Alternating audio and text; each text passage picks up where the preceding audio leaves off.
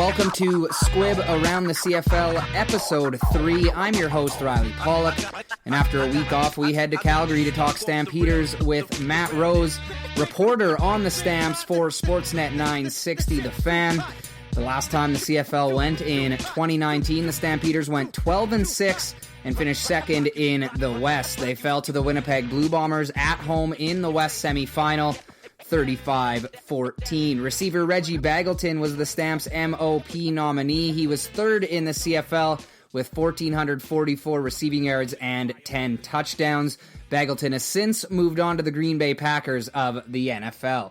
Calgary has lost a lot since we last saw them. Now to talk more about the Stamps, I'm here with Matt Rose of Sportsnet 960, The Fan, and the Not a Draft podcast. Matt, how are you today? I'm doing really well, Riley. Thanks for having me on. No problem. It's always good to talk CFL, and it's been fun so far. So now we're here for the Stamps for Episode 3. Some big news from the CFL recently, as they have reported that they want to play a 14-game season starting in August, camp in mid-July. That's the plan from Randy Ambrosie and the league. What are your thoughts on that plan, and do you think that they can pull off the 14-game season at that scheduled time? It would have been nice to see the plan a little bit earlier, I think. That was the issue that I think a lot of us had, was it had been kind of radio silence from the CFL for a while until they announced, 3-4 weeks away from training camp that they're going to delay the season. And I don't think anybody was surprised by that, especially with the reasons that they gave. They need to have fans in the stands, which is categorically impossible right now with the way the COVID numbers are going. They want to have safety for all of their players and all of their team staff, which is probably more plausible right now than putting in fans in seats, because you're looking at a lot of guys who are coming up from the U.S. and probably have been vaccinated, or at least have that opportunity if they wanted to come up here and play. That they could probably get vaccinated in the course of 2 weeks and be ready to come up here for training camp. So I think that one's probably a little bit easier than the second part, which is getting the COVID numbers down to a point where provincial governments are comfortable allowing a significant, that's the word the CFL used, a significant number of fans into the stands. I don't know if significant is 50%. I don't know if it's 75%.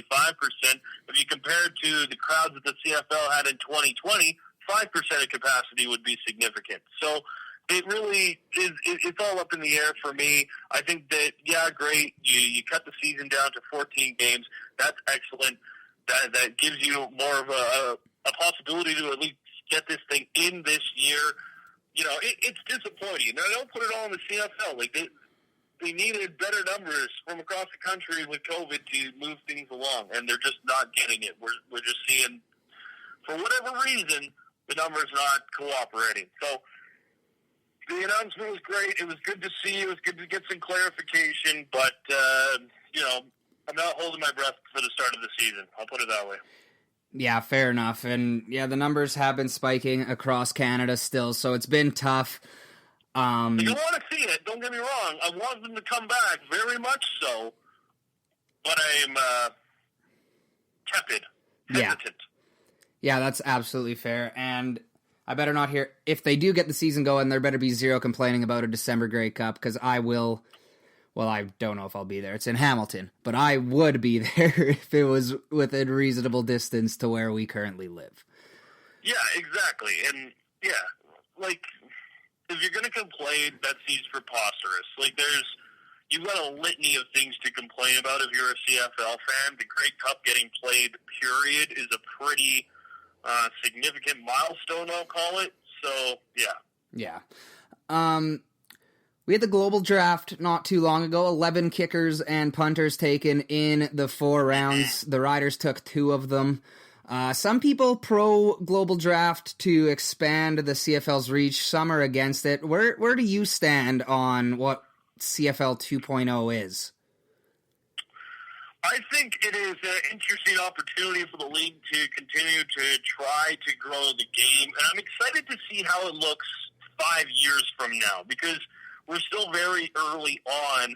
Like, for the Stampeders, I'll use Andreas Delgado as an example. He was selected by the Stamps in the initial global draft. He was one of the 3 guys that they selected. They had selected a Finnish linebacker who decided to not come over for the season. And then they selected an offensive lineman from Mexico who went home when it got a little bit too cold here. He didn't have his family up here, so he went down. So the thing about that is, you took 3 shots. One of them stuck around, and that's Andreas. And since then, he has stayed in Calgary and continued to train because he feels like he has an opportunity to not only make the team because he's a global, he's basically a shoo-in at this point, but to also contribute. He didn't play a lot. He had a handful of offensive snaps, and I could probably count them all on one hand. He played some special teams work as well. But this is a guy who, led the Mexican League in yards per receptions the year before he came up to Canada.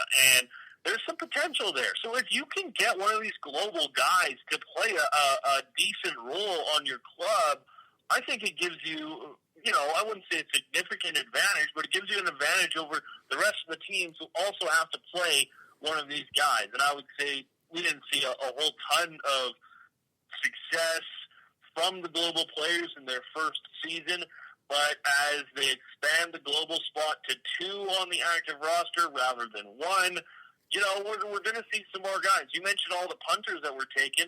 To me, that says that maybe that's how leagues see, the global spot. Maybe they're going to just go ahead and say, you know what, these punters, we know that's something that they can do, and we know we have to have a global player. We'll bring them on to be our punter. So the Stamps took 7th overall, Cody Grace out of Australia, played at Arkansas State. And then they actually signed another kicker as well, Gerard Lewis, another guy out of Sydney.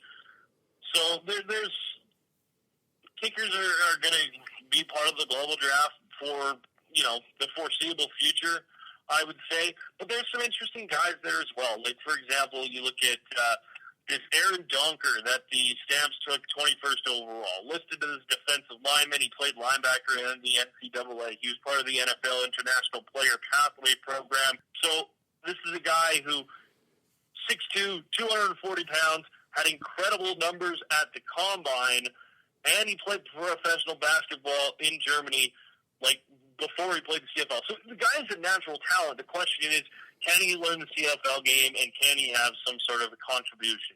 Obviously, you look to special teams, but if you can get one of these global guys to end up playing on your active roster, I think you're playing with house money at that point.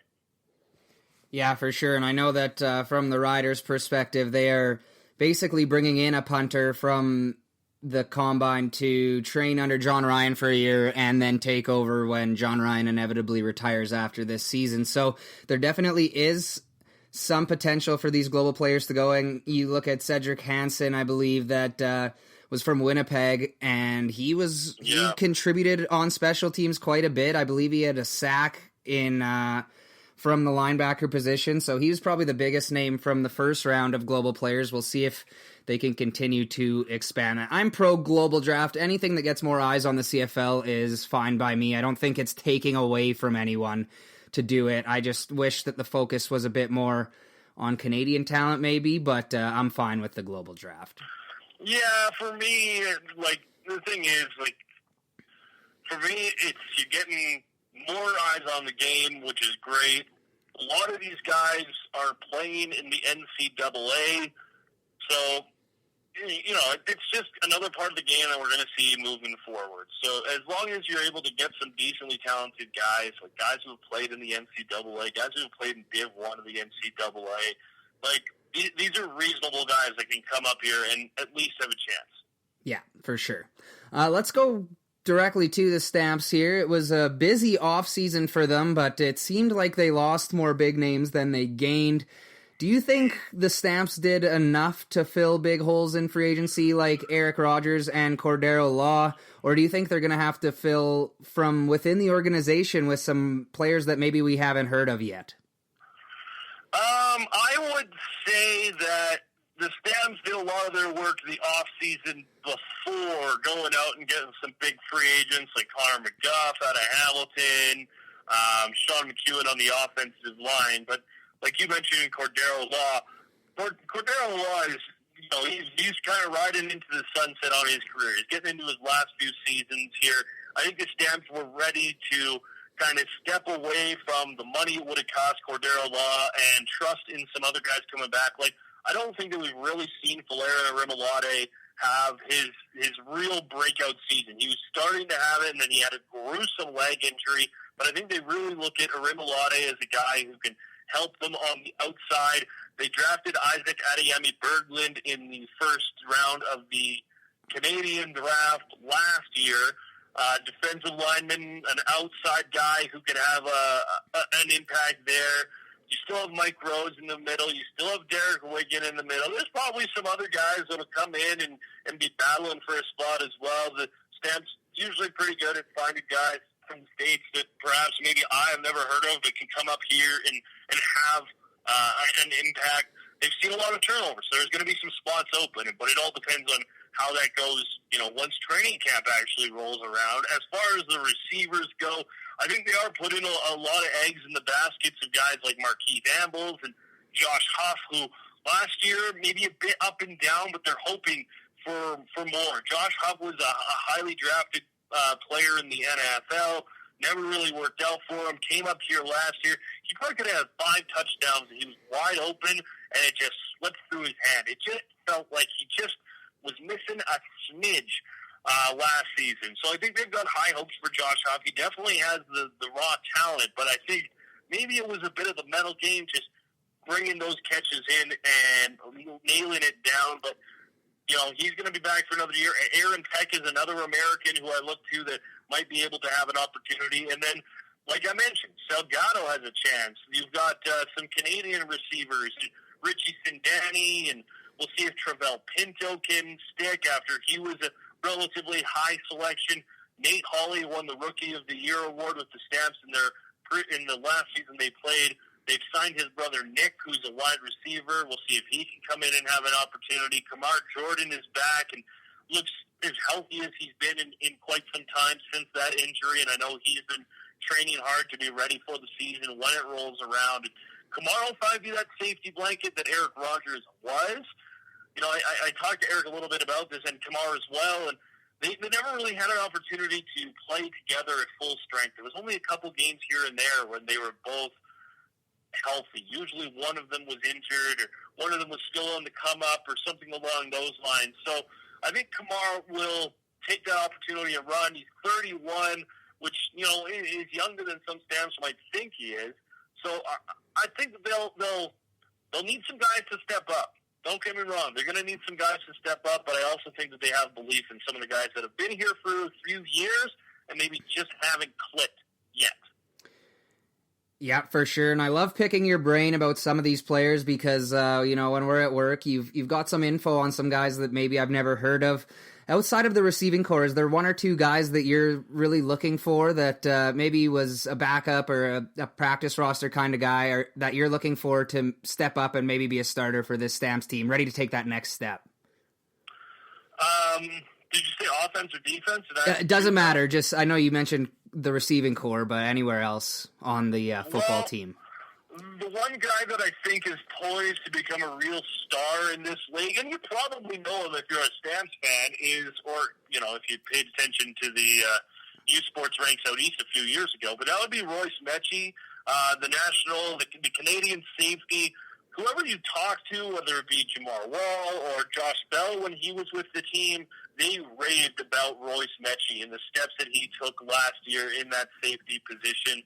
And I think that's a guy who is really poised to take another big step forward. And having that national at the safety position is always helpful.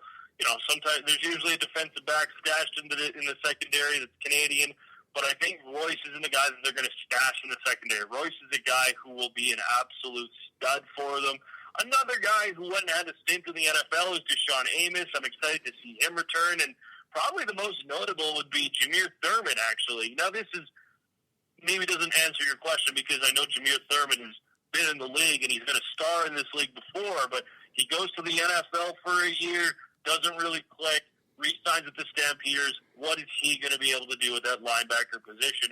And who's he going to be playing beside? Because there's some questions there for sure. You got Corey Greenwood, who's a few years older now, But apart from that, there's been some departures at the linebacker position as well. Fraser Soping, another name I'll throw out there to keep an eye on.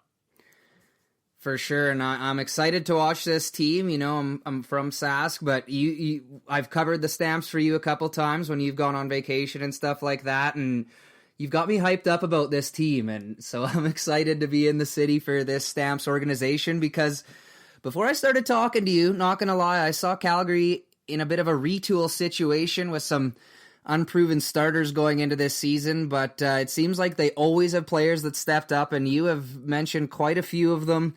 So do you feel like the Stamps are going to be able to finish in that top 2 spot in the West despite some talented teams? You know, Edmonton got a lot better. I'm very high on Edmonton, and I feel like Winnipeg and Sask will be up there as well. This could be a tough West Division. Do you see Calgary up at the top as usual? Oh, man, it's so hard to put any sort of prediction, and the reason for that is because, you know, it's a crapshoot enough when we've seen the guys play recently. Yeah. But now we're looking at, what are we, 2 years removed from the last time they played almost? Like, it's hard to say. Like, BC last year, we were all like, holy smokes, look at all this talent they brought in, and then it didn't click, and they were just god-awful for the entirety of the year. The thing about the Stampeders is they still have Bo Levi Mitchell. And I think if Bo Levi Mitchell's throwing the ball, this team has a chance to be top 2 in their division, top 2 in the league. Because for my money, he's the best quarterback in the league. And until someone is able to string together some results and Bo falls off the wagon, I'm not going to hear any other argument about it. So I think that's the big thing. They've got Bo Levi Mitchell, so that gives them a chance. But like we've talked about, there's been a lot of departures, and all those guys I mentioned, like, they're lottery tickets. I don't know if you're hitching your wagon to any of these guys at this point as we look at the season being however many months, weeks away, and say this is the guy who's going to move the needle and bring this team back to the chosen land. But I think they've gone out and they've done enough, and they've invested in their own guys to at least give themselves a shot. And that's all you really need in the CFL. You just need a bat's chance in hell, and we've seen teams make it. So I think they've got a shot, but, you know, I'm not putting any bets down on the CFL futures this year. I'll put it that way. Yeah, fair enough. And you're not in the prediction game, but the first 2 episodes we've had the guys predict a Grey Cup final and winner, so start thinking about that one. Before we get to that, I have one more for you. I'd just like to hear your thoughts on the possible CFL XFL merger. I know it's been in the news for a while, but it's huge news if it does go through for the league. So what are your thoughts, and how likely do you think it is that it's a full-blown merger that we see between these 2 leagues? I think it's definitely a possibility. When these 2 teams started entertaining the talks, and, you know, it's almost like if you're a kid and your parents get a new job and they decide that they're going to move, but the new job doesn't start for 3 months. So they don't tell you for the first 2 months, and then they kind of let you know with a month left by mentioning that it might be a possibility, and then they just kind of pull the trigger on it, and off you go. You're moving to Vancouver from Calgary or whatever, for the sake of the example. Yeah. This really felt like just making it so that it was a possibility on everyone's radar if this thing does eventually go through. And I feel like the CFL can, I was going to say learn some things from the XFL, but I didn't even feel confident with that coming out of my mouth. Like, I have a lot of questions here. I think that a merger is possible. You've got a lot of money on one side of the border. You got not a lot of money, but a lot of history on the other side of the border. I think it would be cool to see. I think a lot of the American players would be down for it. I do think you might run into some issues trying to get Americans to play up for the Canadian teams if a merger does happen. But I think it's a possibility. If it happens, you know, for me, I'm impartial if it does happen, because this is a league that, to me, I want to see them succeed. But if the other option is folding or holding on to all of your like, if your options are folding with all of the league history or continuing to play and continuing to create new history, I got to take B. I got to take option B every day of the week, because I know everyone says, we got to keep the game the same. Like, I'm not going to watch if they change it. Okay, then you're out of football. And really the only person you can blame is yourself. So we'll see if it happens. I wouldn't be surprised if it happens. I think it could be beneficial to the game as a whole. I think that, what a lot of the old CFL fans believe as this league's perhaps bread and butter and what makes them them, you might not see it so much anymore, but I do think that if you want to see live football in some of these Canadian cities, that might be, the only option, unless you're watching youth sports, which great product in itself, but if you want to see, the pros, that might be what it comes to. Yeah, for sure. I'm with you. And, I don't think they're talking just for the sake of talking, that's for sure. So we'll see what that looks like, maybe, as a final product where you don't get much information from the league, which is a little bit frustrating, but we'll see what happens with the merger talk. All right, one final one. And the other thing is, we're a ways away if it happens. Yeah, right? absolutely. Like, we are ways away if it happens. This is what I was talking about. Like, they're just putting it on everybody's radar. That way it's something that they can at least start, talking about. Yeah, we could get 2 full seasons of CFL football before this even comes to fruition, if it does. Yeah, exactly. And if it does, you still have football in Calgary. So. Yeah, agreed. All right. Need the predictions from you, Matt Rose, before we head out here. Way too early.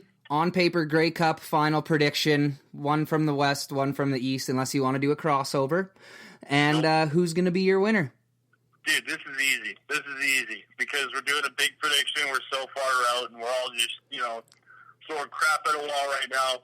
I'm going for the storyline of Dinwiddie faces Dickinson in the Grey Cup final, but Dickinson takes the win over his former protege because that's how it's going to go. Nice. So Calgary, Toronto. Yep. That's with a Stamps Grey Cup. Ticket, baby. All right. I'm excited to see what this Toronto team is like. There's a lot of former Stamps on there and a hell of a lot of personality on that team. So I'm really excited to see what they can do. Yeah, absolutely. All right, before we let you go, do you want to toss us a pitch for your great podcast with Michael Klukas? Hell yeah. Me and Stamps are my CFL receiver Michael Klukas started a little podcast this past summer. Season 2 is just getting started. We just talk a lot of Calgary.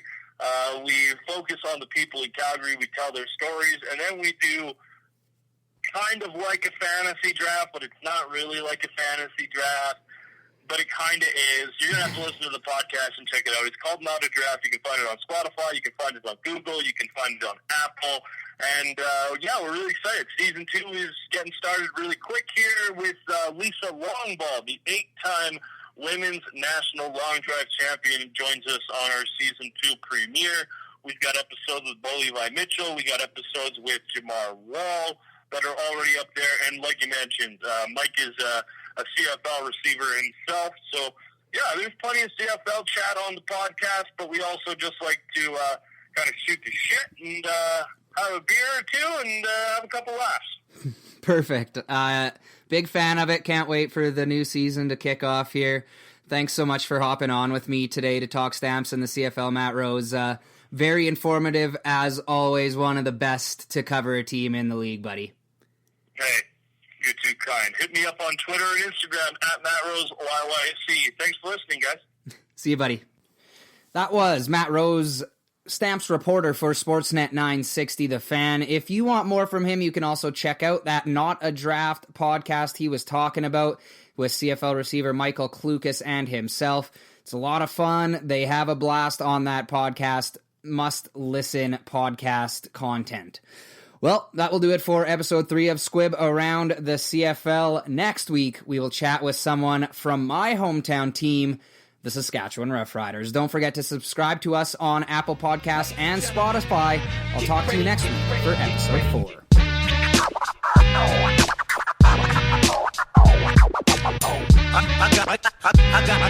I got you stuck off the realness. Think not, this shit's too hot.